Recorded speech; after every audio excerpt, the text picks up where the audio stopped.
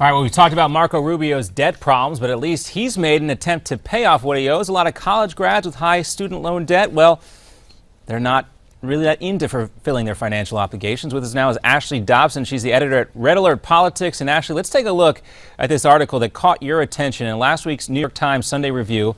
Lee Siegel wrote an opinion piece called "Why I Defaulted on My Student Loans." Quote, "I found myself confronted with a choice that too many people have had to face.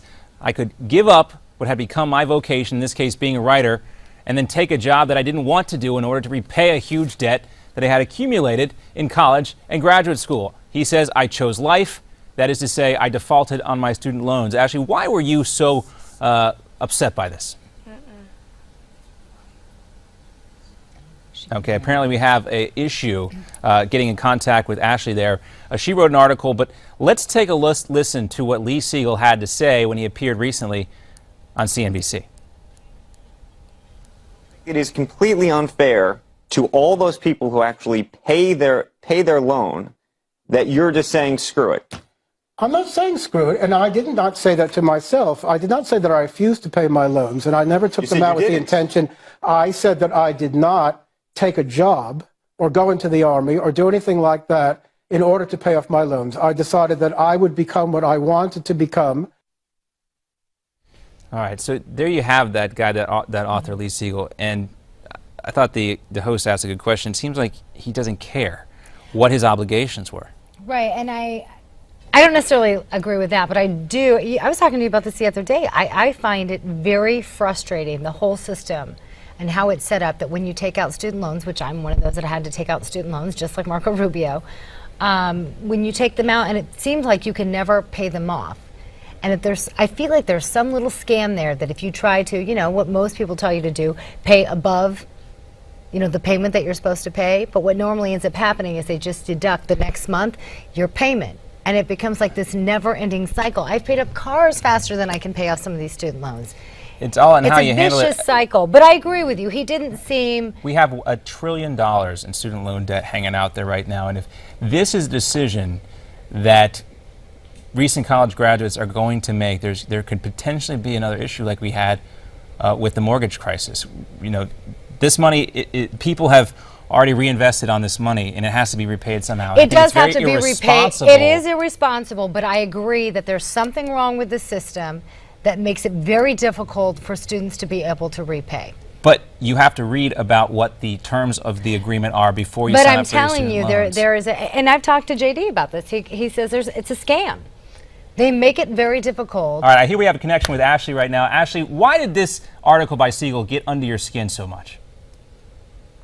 Oh, well, I just felt like it just seemed like he was perpetuating this lie from the beginning to be a government mooch. So nobody forced him to go to Columbia. Nobody forced him to earn 3 degrees. And he's kind of creating, I felt like he came from the Bernie Sanders school of thought.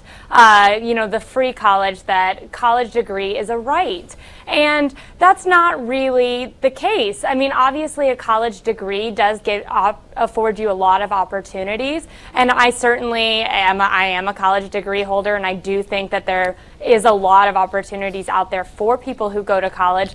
But I don't think that college is right for everyone, and I don't think that taxpayers should foot the bill for every single person in America to go to school. And I certainly don't think that he should be in the New York Times advocating that $1.2 trillion worth of debt just be thrown willy-nilly out there, and that all those people should just go into bad credit because they feel that they shouldn't have to pay it because the government owes them because they are now college degree holders. I mean, they knew what they were getting into. They could have chosen to go a different path. I mean, hold on one second right there, Ashley, because we got to take a short commercial and said break. that he could have gone into the military. Ashley, we're going to take a short commercial break. We'll be right back. We'll talk a little bit more about your article. Sorry to cut you off there, but we got a hard out right here.